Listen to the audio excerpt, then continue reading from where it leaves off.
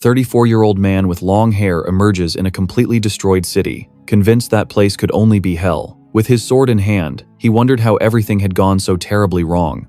He pondered whether if he had learned fencing earlier, he might have been able to prevent his sister from being sent to the Empire. If that had happened, maybe he wouldn't have become the monster he was. He was already tired of everything. Besides, he could have met his master in a scenario very different from that one. A girl with black hair stares deeply at him, while the young man remains lost in thoughts about his master.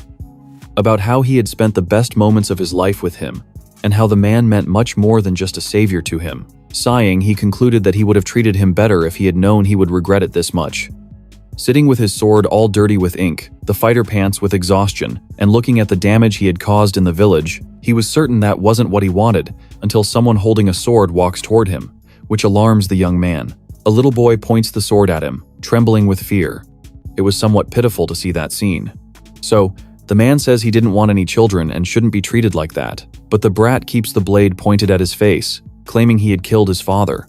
For a moment, the young man seems regretful, but then he mocks the boy's feelings, which makes Jack even more upset, calling him a monster. Deep down, the man cared about what the kid was going to say, but monster was already a nickname he was used to. At that moment, he was more concerned about his body tingling and throbbing with pain. He felt a sharp pain and a sensation that his brain might melt at any moment, constantly sending signals to stop and just end everything. However, staring at the blonde boy, he knew he had to hold on a little longer, just a little longer.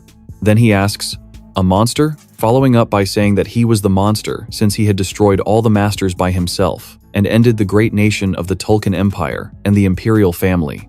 The man asks if the boy knew how many people he had already annihilated, leaving the child speechless. Smiling proudly, he claims to have destroyed more than hundreds of thousands. So, it was kind of obvious he was a monster. His words managed to get into the little blonde's head, who trembles even more while trying to keep the sword raised. Seeing the boy like that reminded him of when he was a young monster himself, and he asks his name.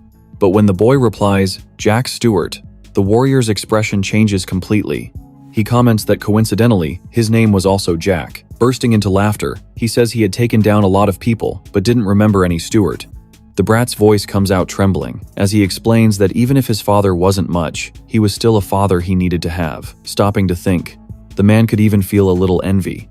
Still, he wouldn't apologize for what he did, but he would give the boy a chance instead, leaving the blonde confused. Pointing to the boy's sharp sword, he tells him to use the object to stab him. He was sweating cold from the whole situation and seemed more lost than ever. But the man just insists that it was the perfect opportunity for him to avenge his father and be adored as the hero who defeated the monster. And he knew he could escape even with his leg and some organs injured.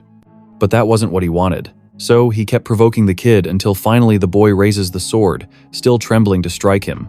However, all he does is fall to his knees in front of the monster. Seeing the tears streaming down his face, the man is surprised by the fact that the boy couldn't bring himself to kill him. He caresses the boy's hair, congratulating him because he knew he wouldn't live in peace if he went through with it. After all, a hero would carry many names on his back, and he advises him to live without regrets like he did. Because unlike the man, the little blonde was still young. All he did was break down in tears as usual. Slowly, the long-haired man's determination weakened. Then he asked the child to tell the others that the demon was finished, and so was the war. Which made the little one ask, "Old man, why? With all that power, why did you choose to live like this?" He held onto his sword, searching for strength to explain, but collapsed to the ground before he could finish. That was the end. He could feel the sensations in his fingers, leaving like a balloon losing air. His vision blurred, and even though he didn't want to, his eyes slowly closed. At the moment, he forgot to breathe. All the sounds around him vanished. In that last moment of life, one thought consumed his mind. If he started everything from zero, would it be possible to change this pitiful ending? That's when he emerged into himself as if he were dreaming. As if for a moment he was just a child again. He remembered his father who questioned whether he was really his biological son, and the death of his mother right after he was born. His older sister, who was known for her beauty throughout the continent, and even half-brother who constantly bullied him. He remembered everything. After abandoning the name Jack Valente, he became a swordsman and traveled the whole continent, his memories flashing by. He got to the point where he was confused about whether he was dreaming or not.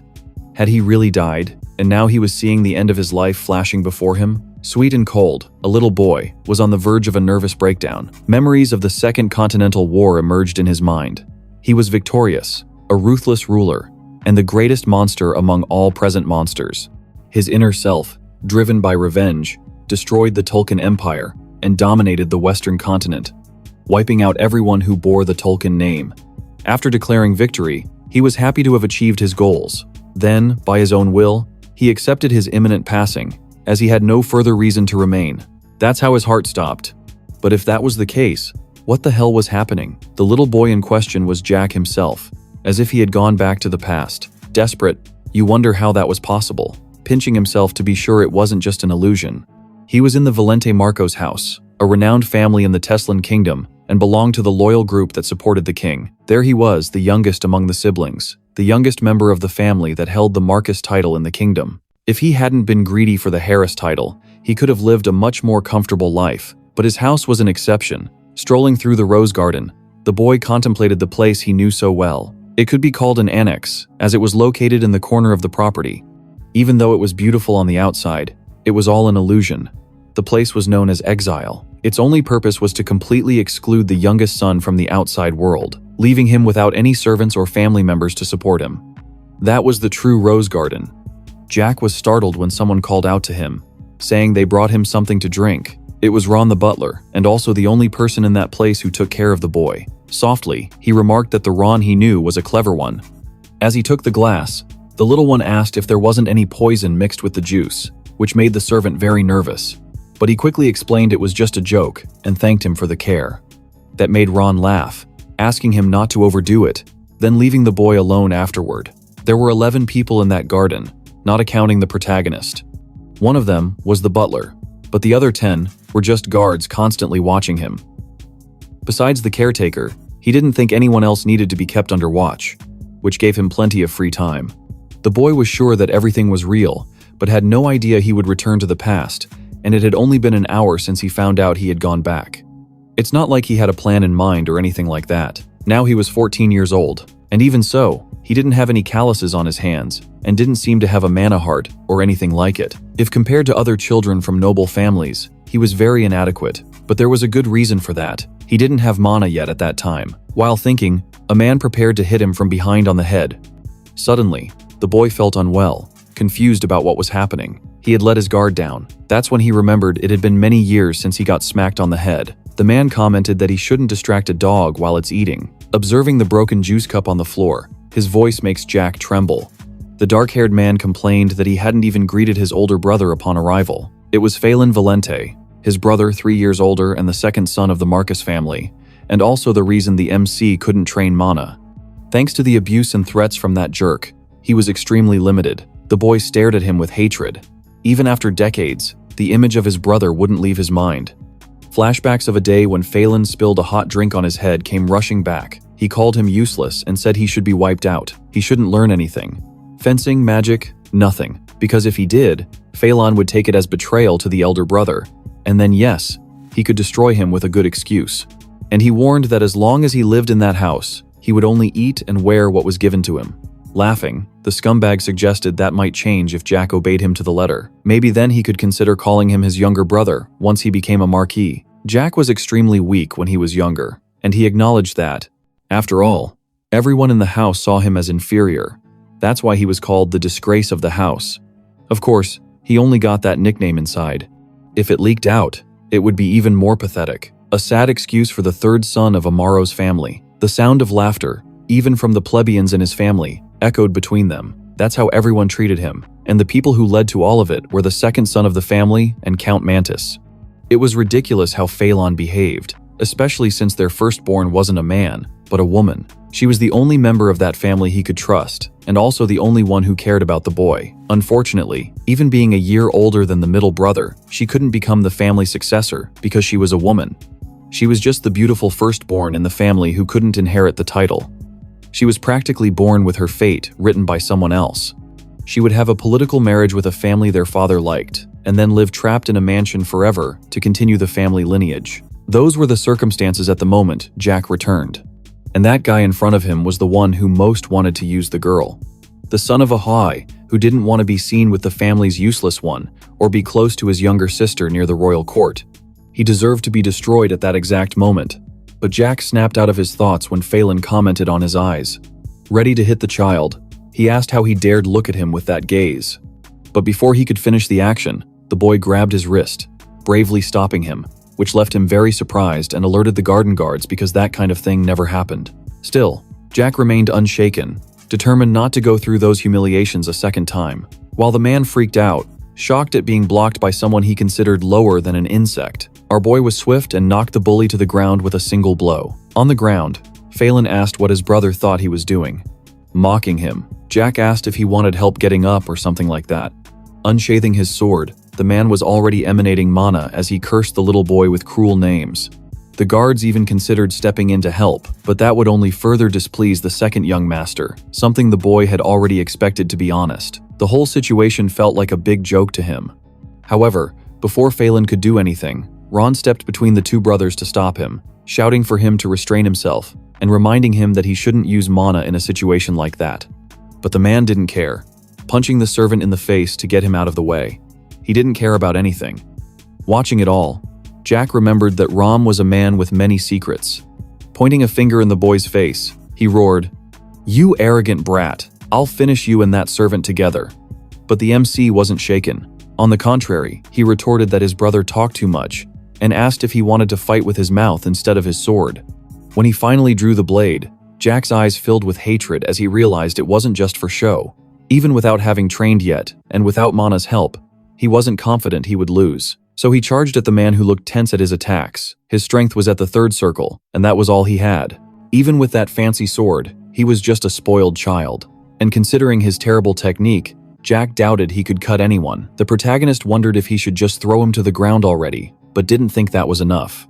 Smiling wickedly, he told Phelan that he needed a lesson to strengthen his mental power, making him nervous. The man didn't even know how to respond. Nothing came out of his mouth, but random curses. When someone filled their body with mana like that, they were supposed to include the head, too. Thinking that way, Jack shoved his hand into his brother's shameless face. He had no regrets. He knew it would only be fair to return 100% of the humiliation he had suffered because of that jerk. Each hit left Phelan more and more unbalanced. He ended up knocked to the ground like a coward. That indeed was his place. Jack even checked to see if he was still alive, as the brother remained motionless. Everyone watched the boy's every move with nervousness and surprise, realizing Jack's unexpected strength. When he noticed that one of the guards was about to draw his spear, he quickly ordered them to stop, warning that if he didn't want to end up like the brother, you should follow orders. That was enough to make everyone back off, finding other tasks to do. With that settled, he returned his attention to the idiot falling to the ground, grabbing his hair. The boy dragged him across the floor, suggesting he lose a few pounds since he was quite heavy to carry. Meanwhile, Phelan groaned in pain. They stopped at the edge of a fountain, and the protagonist commented on how hot the day was, asking if the older one wanted to cool off with his help. That's when he shoved the bastard's head into the water without a second thought. How surprised he must have been to not even be able to use that mana he was so proud of. During the torture, Jack reflected on everything that had happened to him because of that son of a shortly after his sister had married. For the sake of the Empire, Phelan eliminated their own father with a drink, taking his place to commit all kinds of atrocities. And the result was clear, as he failed to accomplish anything. The volunteer Marcus family vanished without a trace. Even with all that, the MC had no interest in avenging his family, but he became furious, remembering that he had wasted his sister's sacrifice. She was a smart woman with a refined nature. He couldn't even begin to imagine what she felt when she arrived at the Empire. The girl had gone of her own will, the glory of her family, and she must have understood the circumstances of it all. Because the man who took her was the fourth imperial prince, known for every kind of disgusting thing. And he told her, even at the altar, that she wasn't even the official wife, ordering the girl only to lower her head, obey his commands, and smile. Since his sister loved her family, she endured every kind of mistreatment, nodding to everything. If Phelan and their late father had known how she ended up, things would have been different. But Jack preferred not to dwell on it so he wouldn't explode with rage. The bastard called to him amid the drownings, begging for his pathetic life like an insect. But Jack was already used to that scene after so many years as a monster. It was the expression that everyone who fell into the fear of death constantly wore. So he asked him to think about everything he had done up to that point, all the bad things and insults thrown at the boy. But he probably didn't even remember, suggesting that he ought to help him remember. That's why he should experience it directly. Only then would he understand the value of family. The Humber brothers' words frightened Phelan. Getting no response, the boy raised his fist, demanding he speak up, willingly or not. Finally, the man admitted he was wrong, begging him to stop the torture. However, the child only hesitated when a third person made the same request. Standing at the gazebo, Ram pleaded for him to end it.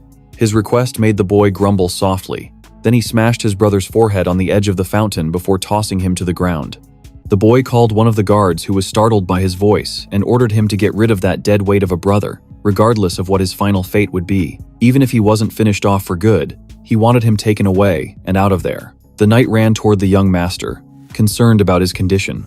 As Jack passed by Ron, the butler's gaze fell on him as if he couldn't believe he was capable of all that. It didn't take long for rumors about his actions to spread, which turned the mansion upside down. Phelan was carried into the mansion by 2 servants, frightening a lady with purple hair, who fainted at the sight of the hair's condition. Now, the great hair of the Marcus family was lying in bed with an open wound on his head and an irrational fear of water. In that situation, it was to be expected that things would be out of place. Even with all the chaos, Jack retreated to his room. He savored a slice of cake as if nothing had happened.